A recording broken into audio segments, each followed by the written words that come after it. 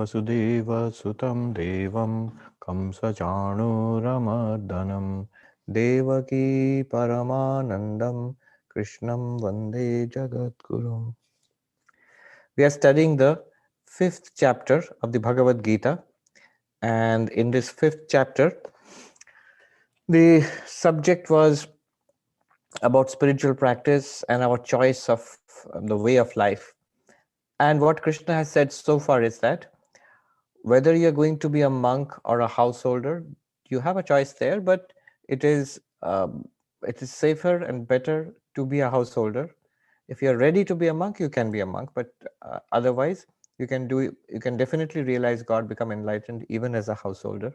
But what we have no choice over, whether you are a monk or a householder, no choice over spiritual practice. That has to be gone through. And that spiritual practice is threefold. There is karma, upasana, jnana. Karma, upasana, jnana. Karma yoga for purification of mind, upasana or worship or meditation for concentration of mind, and jnana, the way of knowledge, for removing ignorance about our reality. So Advaita Vedanta is unique in this way. Vachaspati Mishra, the great sub-commentator on Shankara's writings, about 1,000 years ago, Vachaspati Mishra, he writes in his commentary, the Bhamati, he said, see, there are two kinds of achievement. One is, he says, Grama Desha Prapti. That means you go to another village. I'm going from one village to another village. You actually have to walk there. You have to go through a certain process to get there. You are not there yet. You will get there.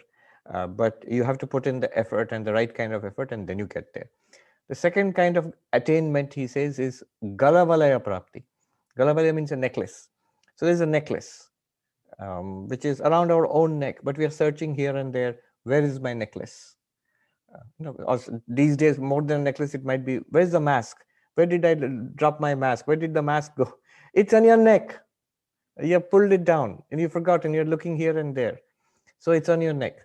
Galavalaya literally means like a necklace, but it can also stand for a mask also.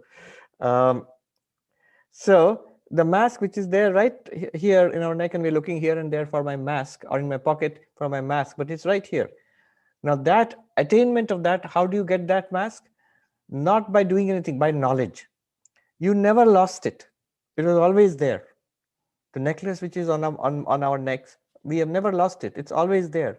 But somehow we suffer from the ignorance that we come to the feeling that it's not there.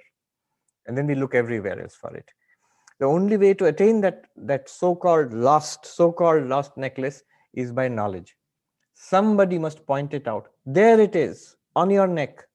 And you say, oh, it is there. You're right. I had never lost it. It was always there. I was mistaken. A mistake can be corrected not by work. Mistake has to be corrected by knowledge. Error has to be corrected by knowledge. I am Brahman. You are Brahman. Always where you are, and you always will be, choicelessly so. It's just that we don't know it. Just that we are not aware of it. The real solution is to become aware of what we truly are. Swamiji calls it our own divine nature. Once you are aware of that, and that is enlightenment. And that attaining enlightenment is that second kind of attainment, what Vachaspati Mishra called, it's not like going to a different village.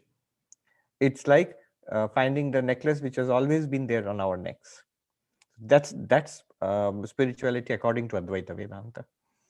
Why this is important to point out is just about in every other path, in every other teaching, it's that other kind of attainment, like going to the other village. You do something and then you get something which you do not have. And the Advaita Vedanta says that cannot be the nature of true spirituality. All right. But the doing something, what is the position of that in Advaita Vedanta? Doing something is important. It's important because it creates the conditions for enlightenment. It creates the conditions for knowledge. What are the conditions for enlightenment? What are the conditions for knowledge? Vedanta, we know, again and again we hear, the first thing we hear when we start studying Vedanta, the fourfold qualifications. Viveka, Vairagya, the sixfold discipline, and the intense desire to be free. Viveka, Vairagya, Shamadamadi, Shat Sampatti, Mumukshutvam. In Sanskrit, these are the 4 qualifications. Among them also, the most important, if you say one thing, it's the last one, Mumukshutvam, the intense desire to be free. Sri Ramakrishna says, is that he calls it Vyakulata.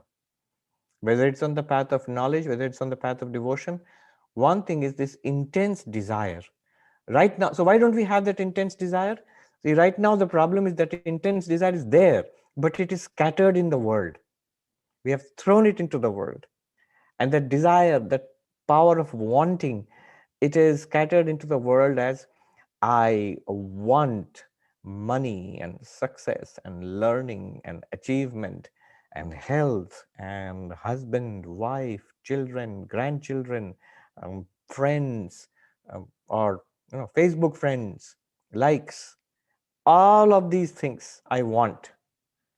100 different things in the world, my desire has been scattered into that. That's why there's nothing left over for wanting. That's why we don't feel the intense desire for God realization. We are interested. All of us are interested. Otherwise, you wouldn't be here.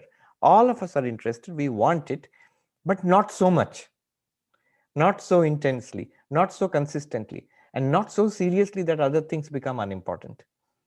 So that is called Vyakulata or Mumukshutvam. That is the one, if you say one condition for enlightenment, that's the one condition. Okay. So Sri Krishna said to Arjuna that spiritual practices must be done. Why? This intense desire for realization, for God realization, this will come when that desire which has been scattered in the world, when that is collected and directed towards God. For that we have to work. And that work is called karma yoga. Converting our activities into spiritual practice. And at karma yoga, Krishna has pointed out, it can be at various levels. It can be at the physical level. You can actually do a puja and worship God, or you can even more, not or, and one can and one should convert one's daily activities into a kind of puja or worship. Cooking, talking, cleaning, driving, working in your office, all of that, it can be converted into spiritual practice, into karma yoga. So converting our daily activities, so physically there is karma yoga. Verbally, vachika, there is karma yoga at the verbal level. You may be chanting the Lord's name, you may be chanting hymns, you may be reciting the Gita, all of that is the verbal level. And at the mental level, there is karma yoga, that is called upasana. That's also the kind of karma yoga. Upasana means worship. This is the second level of Advaitic practice. Worship, mental worship, meditation, japa, meditation, especially mental meditation, internally, when you visualize the deity and meditate on God in some form. That's also a practice. That's also a kind of doing, because you're doing it mentally. All of this doing, physically, verbally, mentally, all of these creates the conditions for enlightenment. Conditions for enlightenment sounds very philosophical. It simply means what Sri Ramakrishna says, Vyakulata. After some time, what will happen is, this whole project of God realization, enlightenment, this will become very serious. We want that and that only. And the issues in the world will become much smaller. Problems with people, problems with finances, problems in community, problems of the body, they're there. But they are not overwhelming for us anymore. Now, Sri Krishna says in the 12th verse, we are doing the 12th verse, I think, 13th verse we are doing. So 12th verse, Sri Krishna says, Yukta karma phalam tyaktva shantim apnoti naishtikim ayukta kama-karana phale sakto nivadyate. A person who practices karma yoga in this way. What is karma yoga? The doing. Remember what I said originally. Advaita Vedanta is not about doing. It is about knowing that, like the necklace on your neck, realize that you are the Atman. But to get there, to get that kind of enlightenment, the doing is important. And the doing consists of various kinds of karma yoga. And Krishna says in the 12th verse, the one who is doing karma yoga, spiritual practice, physically, verbally, mentally, who is not pursuing the objects of desire in the world, rather all the activities in the world have been converted into karma yoga, That person, first of all, he says, this discipline, shantim apnoti naishtikim. I talked about it last time. 5 levels of peace.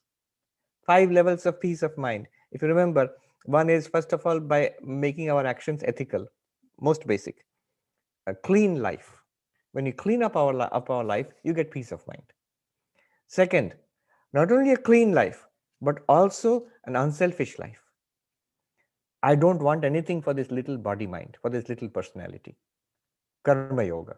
That is the second level. You get a deeper peace. Third level, at the level of, so this the first and second levels are external. Third level is internal. Not only am I leading an ethical life, not only am I leading an unselfish life, but internally my thoughts are about God, not about the world. I'm not thinking about people and events and problems in the world. I'm occupied in thinking about my Krishna, my Rama, my Kali. My thoughts are about God. I'm Swami Suhitananda ji, who's the vice president of the order, he told me once that he was a sevak, an attendant for Swami Premeshananda ji, disciple of the Holy Mother, Ma Sharada. So Suhitananda ji was a young brahmachari at that time, and he used to serve Swami Premeshananda. One day, so Premeshananda ji was ill, lying in the bed.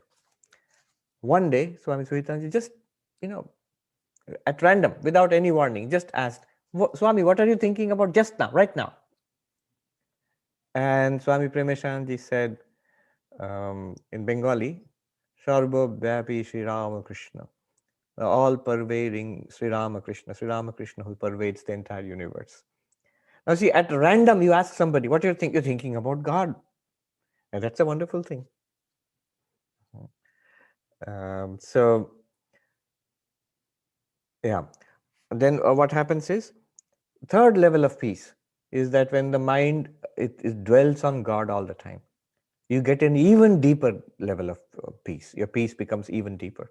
The fourth level of peace, where you transcend the mind, shut down the mind in samadhi, yogic samadhi, at least twice in a day. You need the mind to work in the world, but you don't need the mind all the time. Just as you don't need hands and legs all the time. Just because you have hands and legs, you have legs, do you keep running around? Do you have hands? Do you keep grasping things? And do you have a mouth? Do you keep eating all the time? No. Similarly, you have a mind. You don't keep thinking all the time. You can shut down the mind. Most of the thoughts are useless anyway. So you can shut down the mind at least a couple of times in a day. In deep meditation, you will get the deepest peace possible, an unthinkable peace. We do not know how much peace is possible. In deep meditation, in deep relaxation, you get that peace. So that is yogic meditation. That takes quite a lot of practice over many years. And you get very deep. That's the fourth level of peace. The fifth level will come. The fifth level is the ultimate. This is the peace of Brahman itself, which is peace itself. Shantam. The Upanishad says Brahman is Shantam. And that will come now, next. But in contrast, Krishna says, Ayukta kama-karena phale sakto nibadhyate. In contrast to this, the person who does not practice karma yoga, who is not worshipful, who is not prayerful, who does not meditate on God, who keeps his or her mind constantly on the world. And what is the motivation? Kama-karena. Is propelled by desire, propelled by temptation, propelled by fear, Fear and temptation rule the lives. Acting out of anxiety or out of greed, out of lust, out of habit. So if you act out of anxiety or anger, greed, it is rajasic. Acting simply out of habit, that is tamasic. But it is all propelled by desire. So one who is propelled by desire and wants the results of the actions, that person who is not practicing karma yoga, you cannot stop action. We cannot stop action. At our level, action will go on in the world. You will have to do something to maintain the body and mind. If you're married, you have to maintain your family, your household status. And so action will go on. Even if you're a monk sitting in a mountain cave in the Himalayas, you have to go out and beg for food at least once in a day, to go and take a dip in the Ganga. You have to sit for meditation. So some action you have to do anyway. So action will go on. Now, will I do that action? Will it be karma yoga or will it simply be karma? The ones who do simply karma, propelled by desire, badhyate, phale sakto badhyate, being tied to the results of action, they are caught in samsara, and they suffer. Those who do karma yoga, they are freed from this, they get peace of mind. What kind of peace of mind? The first level and second level. First level and second, third level also, because bhakti will be included in all of this. The third level also. Then number 13. Let's do number 13. But the last level, the highest level of peace, now he's going to talk about that. Once one has these qualifications, one is ready and one comes to Advaita Vedanta, you do that other kind of spiritual practice where it is not doing something, not like going to another village. It's like recognizing that the necklace is on your neck. It's like recognizing that I am the Atman. Then what happens? That will be talked about from now on. From 13th verse onwards, he's going to talk about that. The path of knowledge. Sarva-karmāṇi manasā sannyasyāste sukhaṁ vaśhī nava-dvāre pure dehī naiva kurvan kārayan. The self-controlled embodied being, renouncing all actions through his mind, rests at ease in the city of 9 gates, the body, neither acting nor causing to act. So what is being said here?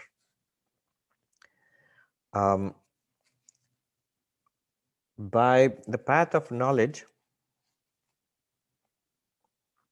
okay, let me just back up a little bit and explain what is meant here, and then we'll look at the verse itself. So once I have got the requisite qualifications, once my mind is sort of peaceful and under control and focused, and then I study the Upanishads, the Gita, and the prakarana texts, Drigdrishya Vivek, Aparoksha Anubhuti, Vivek Chudamani, whatever, Vedanta Sara and all. I come to a realization. What am I told? You really do not know what you are. Your real nature as the Atman, you do not know. Right now, what we know ourselves to be, this body-mind. What do we know ourselves to be? I know myself to be, I refers to body, mind, and the consciousness reflected in it. So when I say I, in the state of ignorance, it basically refers to this body only and nothing else. And the mind in that body. Mind means thoughts, feelings, the personality, with the reflected consciousness. It's like the I at present just represents the pot, the clay pot, the water in it, and the little reflected sun in it. And that's what the I means. Clay pot, body. The water in it, the mind, thoughts, the personality. I, the person, Sarvapriyananda. And there's also the one technical point that Advaita Vedanta adds. Body, mind, everybody is aware.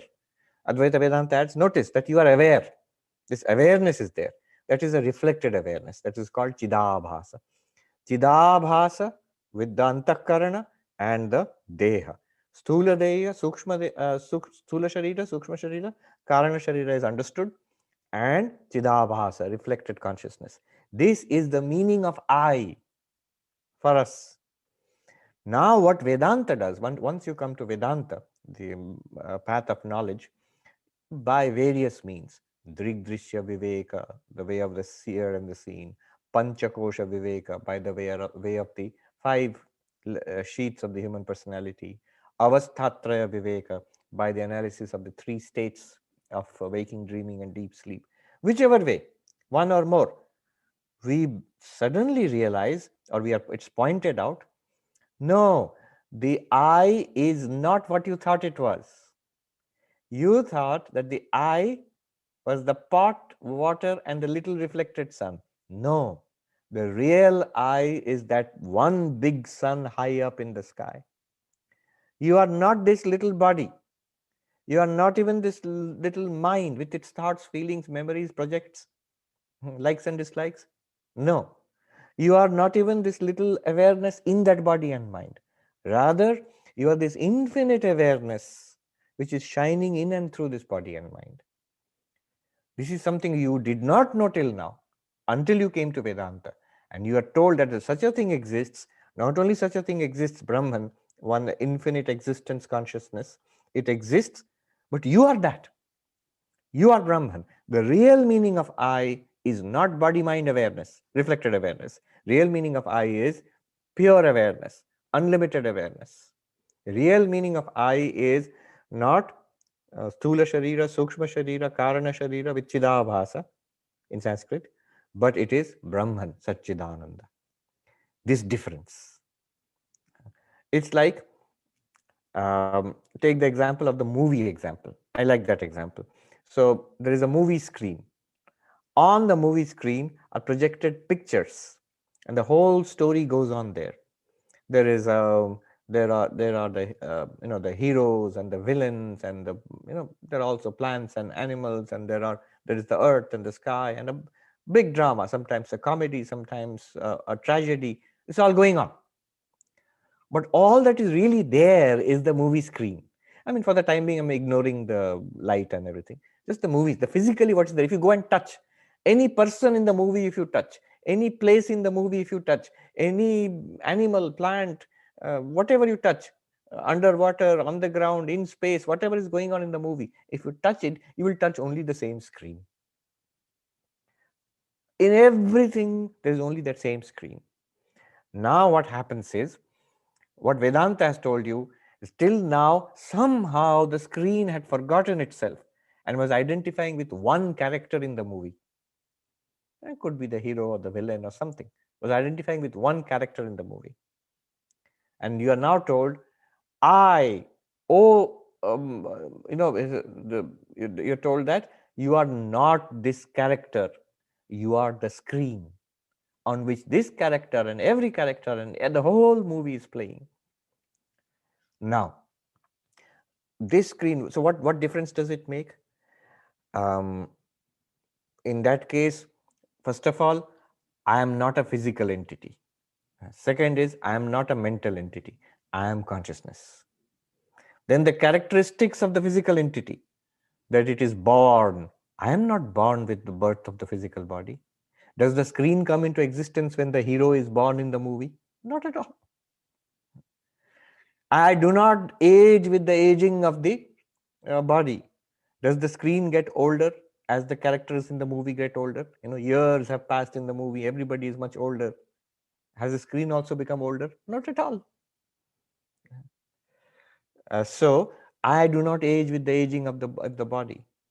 I am not diseased with the if the person in the movie is suffering from a fatal illness and lying in a hospital. Is the screen suffering from the fatal illness? Not at all. I am not affected by the disease of the body, and I'm not affected by the death of the body. Suppose it's a tragedy and the character in the movie dies and you're all weeping. But is the screen dead? Of course not. It cannot die. It cannot be born. It cannot age. It cannot be diseased. It cannot die. You cannot be born. You cannot age. You cannot be diseased. You cannot die. Recently, somebody was saying that, yes, Swami, we know, I'm suffering from this illness, that illness, but we know we have to die. I said, look, a couple had come, husband, wife. I said, look, it is true, we are all going to die. And they looked a little shocked. We are all going to die, it is true. But it is even more true that we are not going to die. None of us are going to die. We are immortal. This whole fear that I'm going to die and it's so terrible and so scary, not at all. It's nothing. How is it so terrible if you have done something 1,000 times in the past, 10,000 times? Why is it so terrible? You have had plenty of practice in birth and death, in old age and disease, and yet you'll say none of it was there.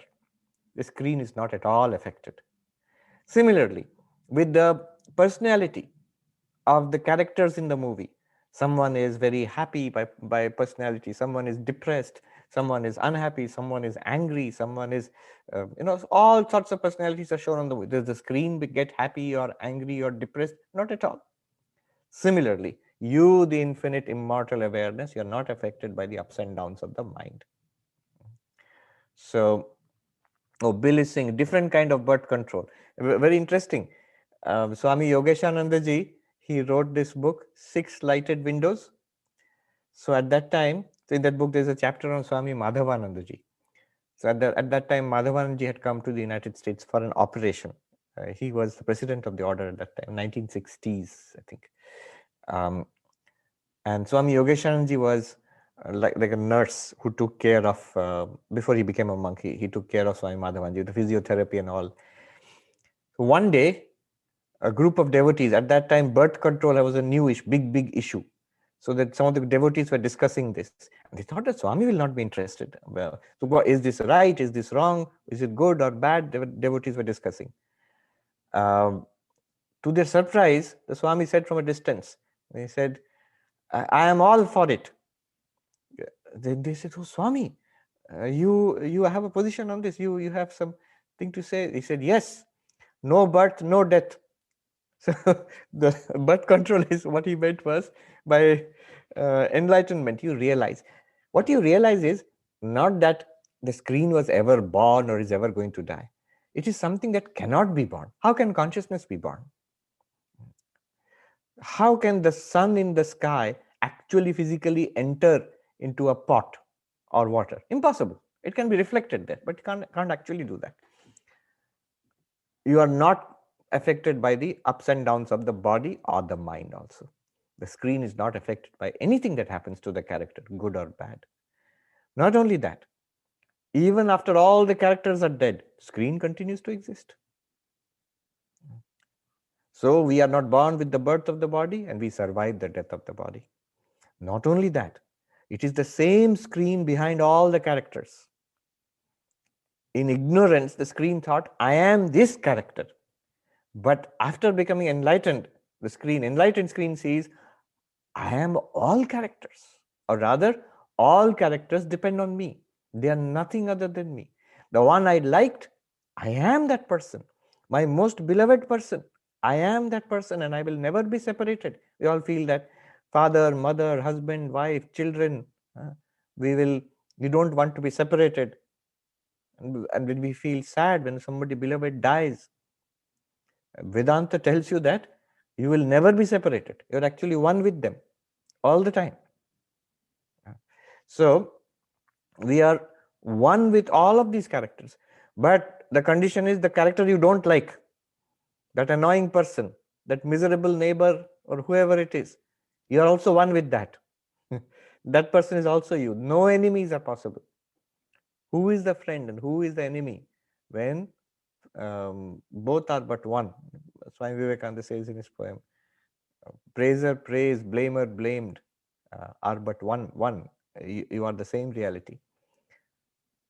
So this is the second thing. You are free of body and mind, first thing. Second thing is you are one. Everything that happens in the universe is nothing but you.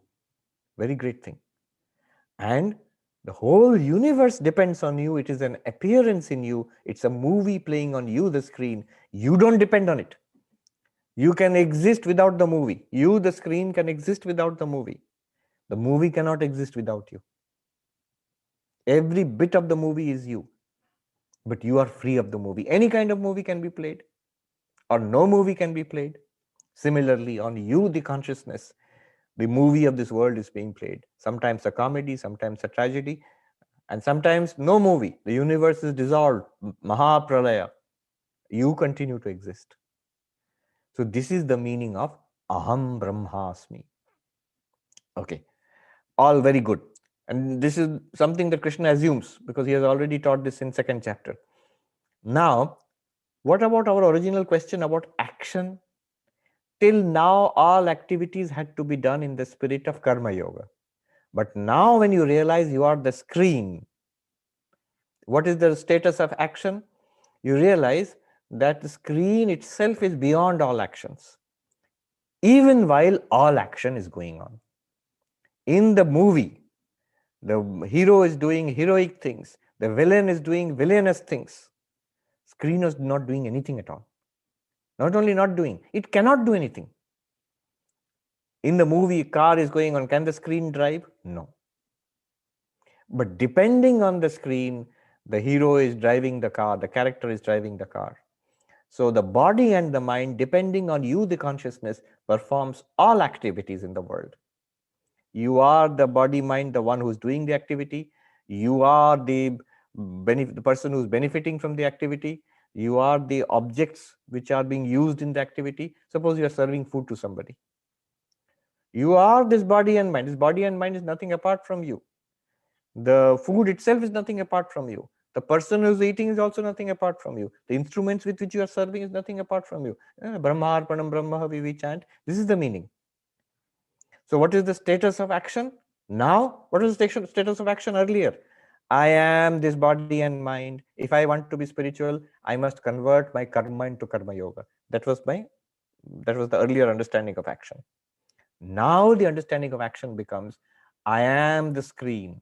All the activities in this movie I have nothing to do with it. But they take place only because I am there. I lend them, in Vedanta, satta spurti, existence and awareness. Nothing exists without me. No movie can play without the screen. And I also illumine everything happening in the movie. I illumine everything going on in life. I give existence and consciousness. But I'm not actually doing anything. Consciousness cannot do anything in that sense. It's through the body and mind action goes on. At the level of the movie, that action goes on. Also, one more thing I forgot to mention. Screen real, movie false. Movie is an appearance. Brahma satyam, jagat mithya. If you say aham brahmasmi, aham satyam. Aham means the real aham. I am Brahman. I is the reality.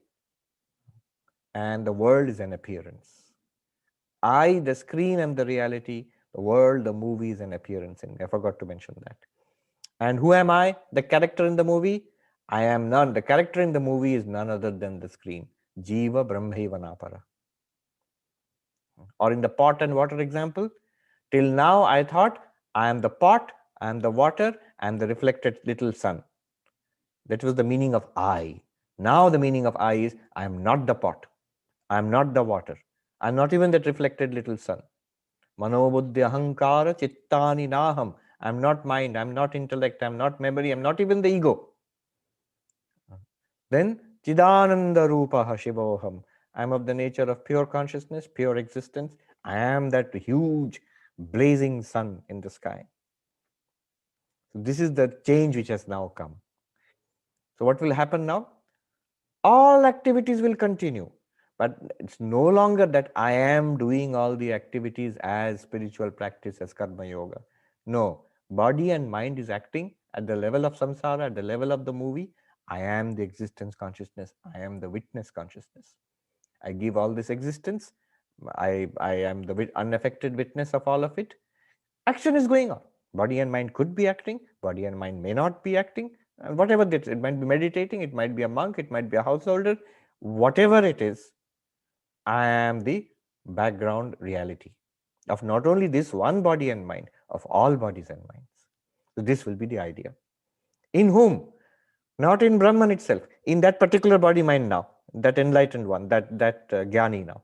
That Jnani will now think like this. The whole perspective will be changed.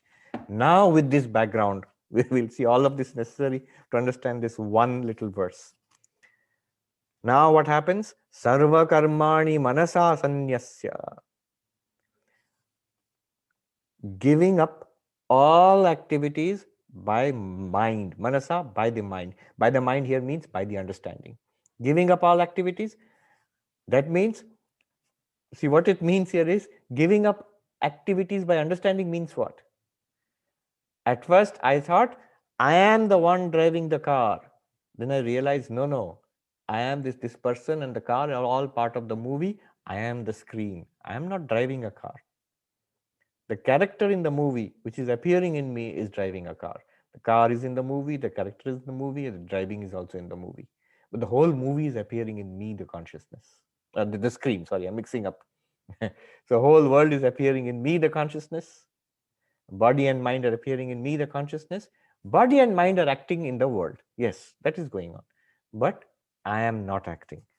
This understanding is called sarva-karmāṇi manasā sannyasyāste. By understanding, by the mind, by the enlightened mind, you are giving up all activities. This is the giving up of activities, not actually physically stopping the activities. If you tell the character in the movie, you are not a real person, it's a movie, you are the screen, stop driving the car. No, that's silly. At the level of the movie, let it go on. Let the driver drive the car. But the screen is not driving a car. There is no car, there is no driver, there is no driving going on. It's just a screen, just light and pictures. Similarly. So, sarva-karmāṇi manasā sannyasyāste.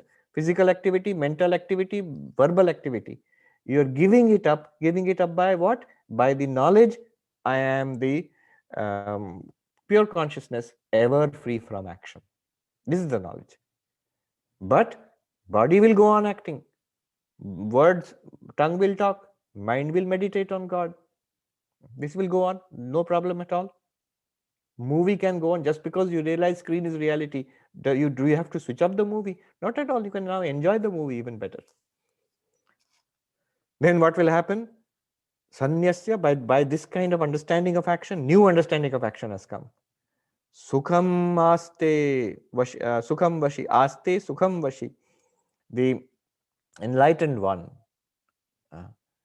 relaxes, aste sukhaṁ, lives happily, relaxes, finds great peace. What peace? Fifth level of peace.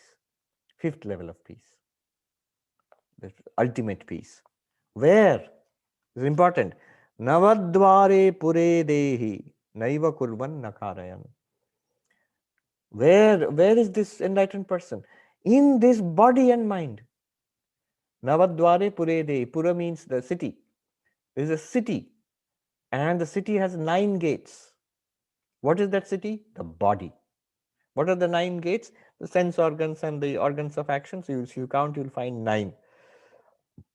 So 9 gates by which we interact with the world. So this city of 9 gates, it's a poetic way of referring to the body.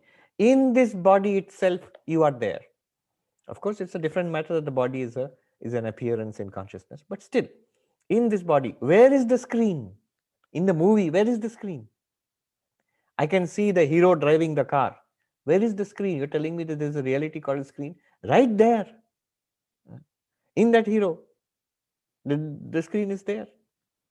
So in this body and mind, you are there in the city of the 9 gates. The Atman, you, the consciousness, are there. How are you there? Sukhaṁ aste, relaxed, happy.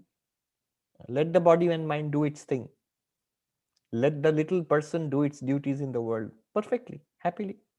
I am relaxed. This is with great point to be understood. Advaita Vedanta does not ask you to stop activities. Advaita Vedanta does not even ask you to give up samsaric life and go away in a mountain and sit in meditation. Not even that. Swami Vivekananda put it very beautifully. He said, he who runs away from life to meditate and die in a Himalayan cave. See, this was very powerful for me because I was doing that and I read it at that time. It really struck me like a thunderbolt. He who runs away from life to meditate and die in a Himalayan cave has missed the way. And he says, he who plunges headlong into the vanities and the luxuries and vanities and foolishnesses of life, he has missed the way too. That's very interesting. Either you run away from life or you plunge into life. Then which is the third way? He says, there is the third way. The way is, then what is the way? The way is to see God wherever you are, with whomever you are, in whatever you are doing. It is to divinize life itself. Somebody tells you, these ornaments are not the reality. Gold is the reality. Find the gold. If I throw away the ornaments and start looking for gold, I'll never find it. That's the fool who ran away to the mountain. I'm talking about myself only. And the one who thought, this necklace is gold. He or she is not wrong, but he has mistaken the necklace to be the gold. What's the harm in it? The harm is the moment the necklace is melted and converted into a bangle or into a necklace, into a ring, sorrow. Oh, gold is gone. Gold is not gone. The reality is there in another form now. But you're crying because you are attached to that particular form. I wanted it in that form. That is the reality. The form is not the reality. The reality is the gold. That is the one who has foolishly plunged into the vanities of life. If you plunge into the vanities of life, you will have clear raga dvesha. I want it in this form. I don't like it in that form. You are in for trouble. But the one who divinizes life itself, who sees everything in the movie, is nothing but the screen. Who sees Brahmarpanam Brahmahavi, in all activities sees Brahman alone. That person, sukhaṁ, relaxes and is most happy in the midst of life itself. I like repeating this one line I actually read from a sadhu in Uttarakhand who says that अद्वैत व्यवहार को मिटाता नहीं है, अद्वैत आपको व्यवहार में निर्बाध बनाता है. अद्वैत प्रतीति को मिटाने के लिए नहीं है. Advaita Vedanta is not for wiping out the world appearance. Knowledge is not for switching off the movie. That the reality is the screen, that knowledge does not mean you have to switch off the movie. It's not demanding that you switch off the movie. Rather, it makes you, nirbad means it makes you limitless in the activities of the world. Limitless means now you are no longer limited to one little personality. You realize you are the reality of this entire world appearance. You are limitless. Limitless in the sense, in waking you are there, in dream you are there, in deep sleep you are there. If the world is there and people are around you, it's all going very well, wonderful. You are there, same reality. If the world is in trouble and coronavirus and everything locked down, shut down, you are the same thing, same reality. You are not at all fazed by this, you, the innermost reality. So this is called nirbad, limitless in action. You can be in the midst of intense activity and you know that you are Brahman. You can be in the midst of intense peace in an ashram or in a mountain cave, same Brahman. So this is possible in Advaita Vedanta. This is what he is saying. Sukhaṁ, happily. Sign of enlightenment, no grumbling. Health problem, relatives problem, climate problem, job problem, money problem. So these are there, yes, but these are there at the level of the movie, not at the level of the screen. I am the screen. If you understand Advaita Vedanta, you will see it's just a matter of fact. That I am the screen, I am the background reality. It's just a statement of fact. It's just a matter of owning up to the fact that I am Brahman. Brahman is free of problems, but I have got many problems. You are Brahman. I understand Advaita Vedanta, Aham Brahmasmi, but there are these problems in the family, there are problems in money, and there is this problem in my job. How can I am Brahman and the next moment I have a family? Brahman has a family, a job, and money. So that's not possible. You're mixing up these two levels of the I. When you say I have money problems, health problems, relationship problems, then I am this pot with the water and the reflected little sunlight in it. Then there is a big pot next to me whom I'm jealous of. There's a little pot next to me whom I'm contemptuous of, and so on. There's another pot which is new and I'm envious of that. And all of these problems are there because I'm identifying with a pot. Sukhaṁ, enlightened person. If you ask enlightened person, what is the happiest time of your life? Good test. What is the happiest time of your life? Enlightened person will say now. Which is the best place you have stayed in? The enlightened person will say here. Because Brahman is here. Brahman is now. I am perfectly all right. Ramakrishnananda ji. So Sister Deva Mata, when she heard about all the troubles that Swami Ramakrishnananda ji had gone through in his life, and she writes, I felt indignant. Why should God subject such a saintly person to so much trials and tribulations? And when I expressed this to the Swami, he looked surprised. And he said, oh, but my true life is infinite. This little life belongs to the Lord. Let him play with it as he wishes. So that thing, there's so many such lives have come. So many movie shows have happened. Every day the same show is repeated. Why should I be worried about the tragedy in the movie and weep at it? Do I have to weep on every show of the movie? Not at all. I am the screen. All right.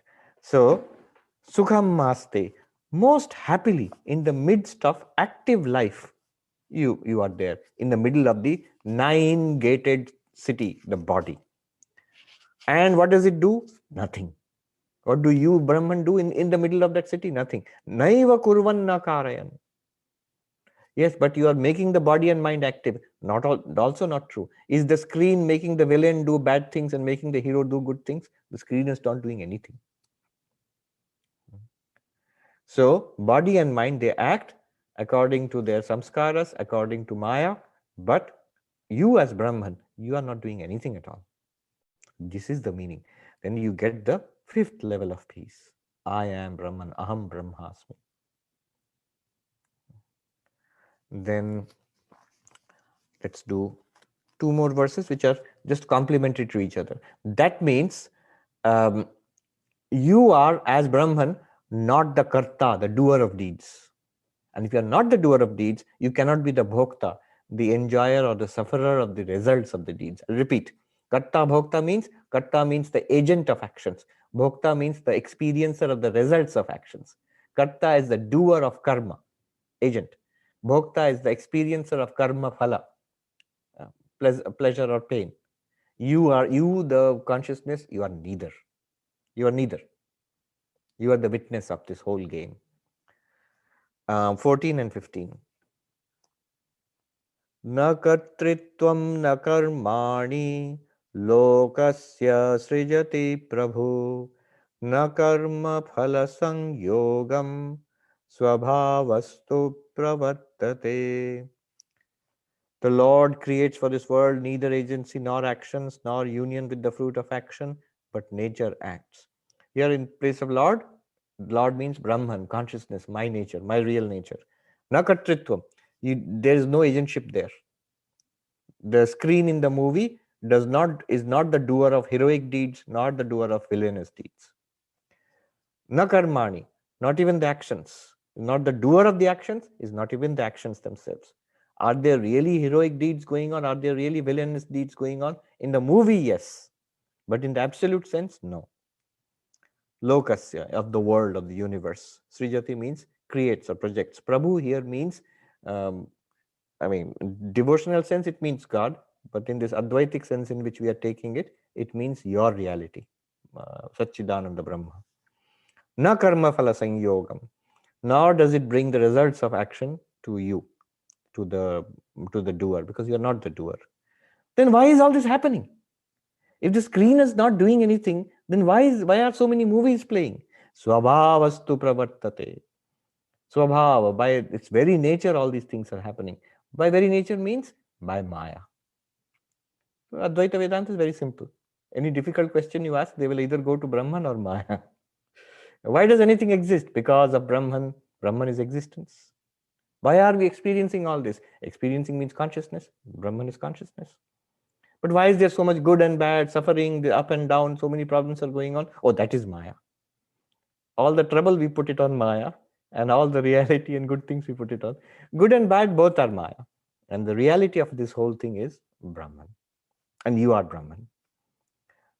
Then next, nādatte kasyacit papam na chaivam sukritam vibhuhu ajñānenāvritam jnānam tena muhyanti jantavaha.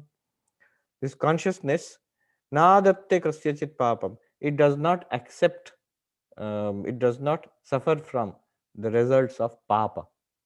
It is bad activities, villainous activities. Na chaivam sukritam, nor does it enjoy the results of good karma.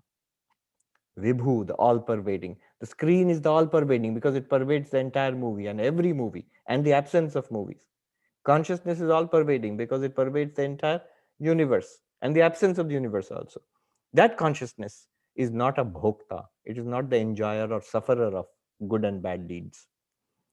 Then why does all this seem to be happening? Ajnanena vritam jnanam tena muhyanti jantava.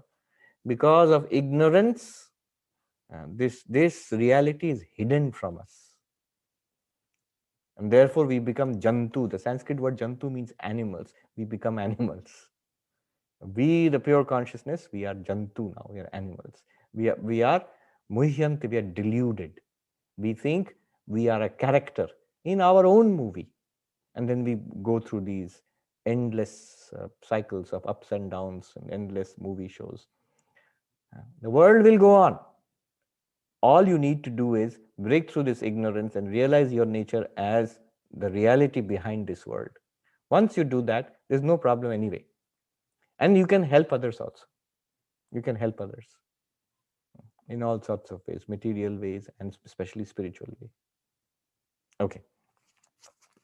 Let me quickly see.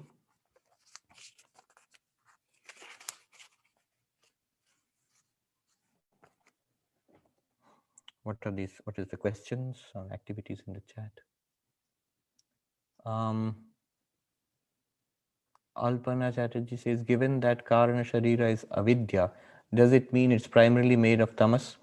But then will it not reflect? It will not reflect consciousness. So it's primarily sattva like antakaran. So the Karana Sharira is all three, sattva, rajas and tamas. Because Karana Sharira is the causal body, it is ajnana. Ajnana is a part of maya. And maya basically is made of all three constituents, sattva, rajas and tamas. None of them are the reality. But the sattvika part of it, when its product, the product of the causal body, which is the subtle body, when it is primarily sattvika, it's purified. And how is it purified? By what was said earlier, by karma yoga. Then this enlightenment becomes possible. But all three are there. Sattva, rajas, tamas, all are there. Sri Ramakrishna put it very nicely in his very cute story. The man who was going through a forest and he was attacked by three robbers. And one robber wanted to beat him up and kill him. The other robber said, let's not kill him. Let's just steal whatever he has and tie him to this tree.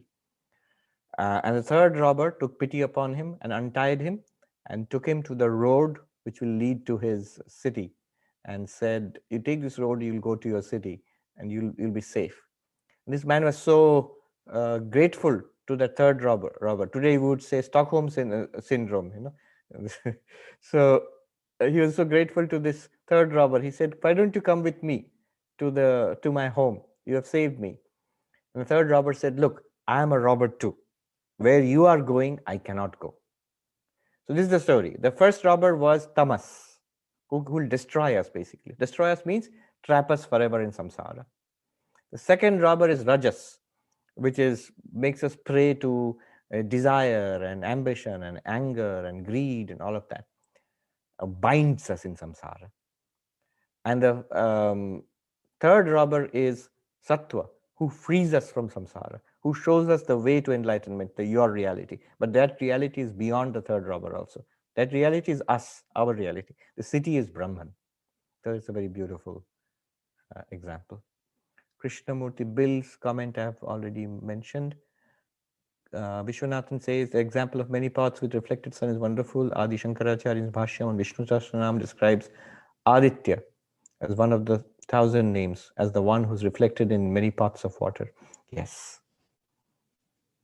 Consciousness is, you can think of it as sun. But always be careful. Advaita Vedanta depends heavily on these examples, on these analogies. But you require a good teacher who will point out how to use those analogies. You can misunderstand also. No analogy is perfect. The sun in the sky and pots of water. So pot, water, there are many in number. And the sun is very far away. And obviously sun and the pot are different. But Brahman and this world and body and mind are not different. So that part will not apply. Prabir Basu says, we do have choice of what work we do. What determines the choice? Many things. You have a certain amount of free will, but you also have a lot of prarabdha karma. So depending on one's prarabdha karma, our parents, our body, our capacities in this life, and the major events of our life will come to us. including work, profession, all those things will come.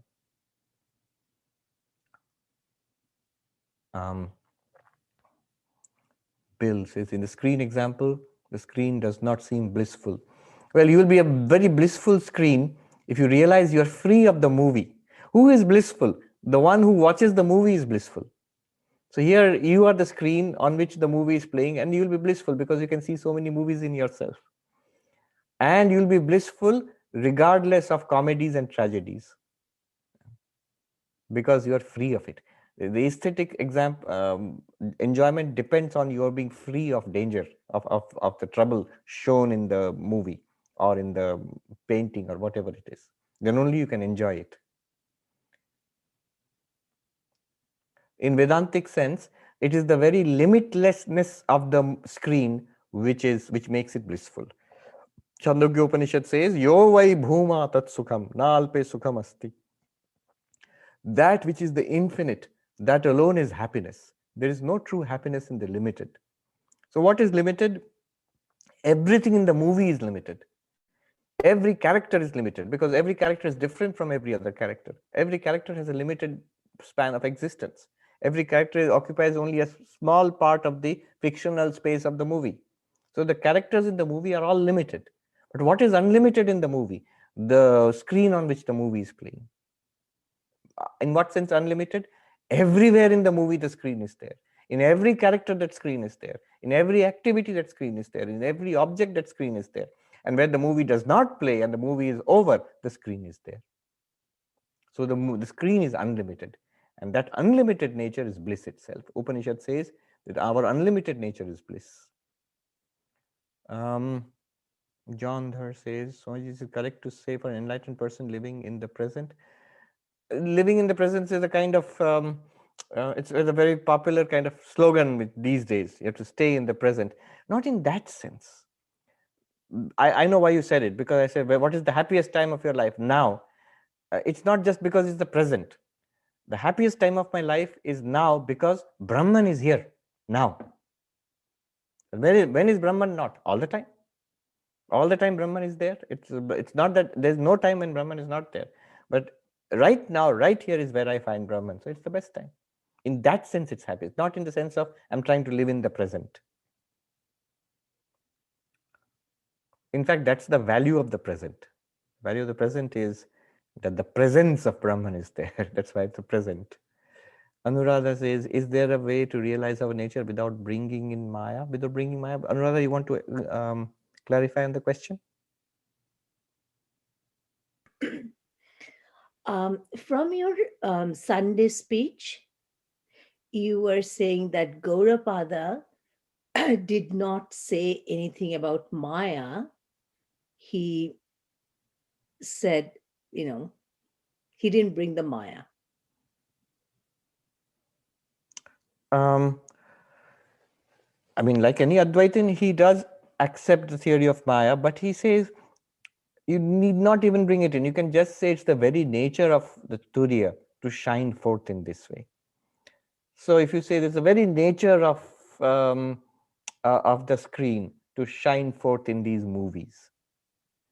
Why I brought in Maya was when he said svabhāvas tu pravartate. The word svabhāva, it means the swabha. Each of us has a svabhāva. And each of us has a swarupa. Let me translate that into English. Swarupa means our real nature. Our real nature is what? Brahman, existence, consciousness, bliss. You are one with God. That's your real nature. Your real identity is that you are one with God. Your real identity is your absolute existence, consciousness, bliss. But there is a layer. What is that layer? Swabhava, which is your nature. Your real identity, the real you, and your nature. The nature keeps changing. That nature resides in the body-mind, in the causal body, in the seed form, and then it manifests in your mind and in your physical body. So it's like light. The same light, when it comes in through the stained glass window, from the inside you will see various colors of light, beams of light coming in, blue and red and yellow. Now, it's not that the light is different. It's just that it has been filtered through the different kinds of glass. Similarly, same consciousness now shining through the conditionings of the mind, the subtle body, which it has picked up through many lifetimes. That becomes the svabhāva. And that svabhāva accounts for the various kinds of actions that all of us perform. We are all one consciousness. Sometimes, a question is often asked to those who first listen to Advaita for the first time. Say, oh, then if everybody is God, then why are some people good, some people bad? See, here's the difference between Swarupa and Swabhava. Swarupa, real nature of everybody, good and bad. Of all the heroes and villains in the movie, the real nature is the screen. Of everybody in this universe, the real nature is Brahman. I had this little debate with, I still remember, a student, very smart young student at Harvard. I said, I don't like the Advaitic approach. Is Hitler and Mother Teresa the same? How can it be so? So we have made up our mind. Hitler is the embodiment of evil, and Mother Teresa is the embodiment of saintliness. I said, when Hitler and Mother Teresa, when they were little kids, babies, was Hitler an evil baby and Mother Teresa was a saintly baby? Maybe not so much, you cannot make out. Every day when Hitler and Mother Teresa go to sleep, deep sleep, the deep sleep Hitler, what remains there? The absolute blankness. Is it an evil deep sleep and is it a saintly deep sleep? No. So where is the evil? And I'm not denying, look, I'm not denying the evil and I'm not denying the saintliness. But where is the saintliness? Where is the evil? Swabhava, own nature. And it's in the mind. It's in the personality. That brings me to the second question, that at the end of the speech that Sunday, you said that your one of the Uttarakhand Swami taught you that whatever is not in your deep sleep, it's really not there. Yes. That, I think that is a very profound teaching. Yes, that's a very Gaudapada kind of teaching, very radical, extreme kind of teaching. Yes. Think about it in the terms of the movie and screen example. When you switch off the movie, only screen is there. Then I say, whatever is not there now is not there when the movie is also playing. When you switch on the movie, you will find people and animals and cars and places and activities, good and bad, but none of them were there when the movie was switched off. Only screen was there. So they are not there now also. Isn't it true? When the movie is playing, there are people, activities, and good and bad things happening. It can reduce you to tears. It can make you happy and laugh in comedy. But the fact is, when that movie was switched off, none of them were there. Even now, when the movie is happening and it's having an effect on you, none of them are there actually. Similarly, what was there when the movie was switched off? Screen. What is there now? Screen. Of course, for the example, I'm just not bringing in other elements like there must be a projector, there must be all of that. So Swabhava belongs to Maya. The Swabhava, it resides in a seed form and resides in Maya. That's why I brought in Maya. Swabhavastu pravartate, because of that. Then Abhijit is asking, verse 13 and the explanation reminded me of your lecture, Ashtavakra Gita. Yes. Yadi deham prithakritya chiti vishram yatishtasi. Very beautiful verse. One verse in the first chapter of Ashtavakra, verse number 4. Yadi deham prithakritya chiti vishram yatishtasi adhunaiva sukhi shanto bandho mukto bhavishyasi. If you can see yourself apart from the body, physical body, mental body, causal body, and rest in consciousness, relax into consciousness, step back from the body, and step back in quotes, relax into consciousness. From that perspective, he says, adhunaiva sukhi, you will attain permanent happiness now. Shanto, you will go beyond all sorrows right now. When? Right now, adhuna eva, right now, in this way. by that one step alone. And freedom from bondage, attainment of moksha, liberation, all of that is possible. Bandha moksha bhavisya. You will be free of all bondage of samsara. By what? Just that one little step.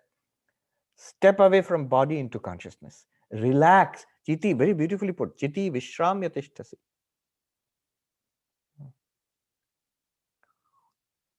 I think it was Sri Ramakrishna who said, I forget who said it. Somebody asked this master, or one of the senior monks, what is the Atman like? And he said, it's like your favorite pillow. At the end of a hard day, when you relax back into your pillow and say, ah. The Atman is like that. He is referring to Ashtavakra, Chiti Vishramya, consciousness. Brahman is your pillow. You relax back into that. I mean, it's a way of speaking. I'm not saying that you are, Brahman is like a bed or a pillow and you are somebody who sleeps on that bed. You are Brahman. Relax back. Another thing I just remembered by this, once we asked Swami Ranganathanandaji about the Atman, that how do you experience, where, how, and he tried to explain. I still the image is very clear in my memory. He's sitting there. He would always sit straight, and he said, "It is simple. It is here." He seemed to do like this. It's right here, and behind him I could see only the wall, of course, and I didn't know where is the Atman. Right here means sort of underlying body and mind, or the reality of this body and mind. It's like the screen sort of being right behind the movie. It's not really behind the movie, it is underlying the movie. Everything in the movie is the screen. Then, Bill, the movie is necessary for us. Rama is saying svabhāva in verse 14 reminds me of what Gaudapada explaining creation of svabhāva. Yes, that's what Anuradha also was referring to. It's a Brahman, devasya esha svabhāvoyam. It's the very nature of the shining one to shine forth. So you dispense with Maya. Just say, it's the nature of the screen to shine forth as a movie. That's why there are movies. The thing is, we will ask questions like, why? Why does this person suffer? Why does this person do good? Why does this person do bad? If you want so much detailed explanation, then you have to bring in a director, you have to bring in the plot of the movie, the script writer, Hollywood, everything has to be brought in then. So Maya has to come in then. But if you're not interested, just why is it appearing at all? It's a movie screen. Movies will appear on the screen. That's it. Then Bill is saying the movie is necessary in order for us to attain enlightenment. This is what Nagarjuna said nearly 2000 years ago, 1900 years ago, writing in the Mula Madhyamaka Karika. He said there are two truths. The Buddha has spoken on two truths. Dve satye. The two truths have been taught by the Buddha. Satyam paramarthikam, satyam cha samvrittim cha. The truth, the absolute truth, and the relative truth. And then he said, samvrittim anashritya paramartham nadhigamyate. Without taking the help of the relative truth, nobody goes to the absolute truth. Very interesting. And that you can see the seed of that idea of two levels of reality, how I'm still using it 2000 years later to explain these verses. What it means is, movie is important for us to gain enlightenment. Very good.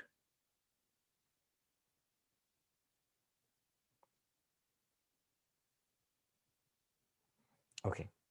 I think Dimitri's hand is up. Dimitri, you're on. Good evening, Swamiji. We discussed this question previously, but I'm still trying to kind of connect it all.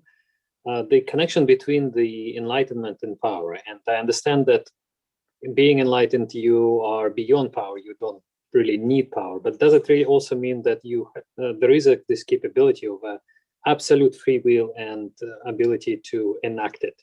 It's more of a theoretical question right now. Like, let's say, like the state of the Brahman.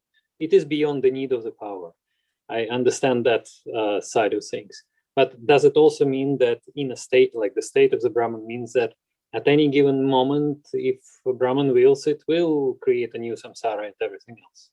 Yes, that is true in, say, for example, Kashmiri Shaivism, not in Advaita Vedanta. In Advaita Vedanta, immediately, see, Advaita Vedanta is very monomaniacal that way. they are entirely fixated on reality. If you say Brahman is entirely free to create a new samsara, Advaita Vedanta will say, has even a single samsara been created? Has Brahman been able to create a single samsara even now? No. Nothing in the movie is real. It's just the screen all the time. Has any free will been exercised? Has anything been accomplished in reality? And the Advaitin will say no. And thank God. If it had been accomplished in reality, if Brahman had created a samsara, really speaking, we would be in really serious trouble. Right, but in this case, like creating an illusion. Yeah, so that's from an Advaitic perspective. But what you are saying is almost literally true in the Kashmiri Shaiva perspective. In Kashmiri Shaiva perspective, the ultimate reality, Shiva, has unlimited powers of knowledge, will, and action. Jnana Ichcha Kriya.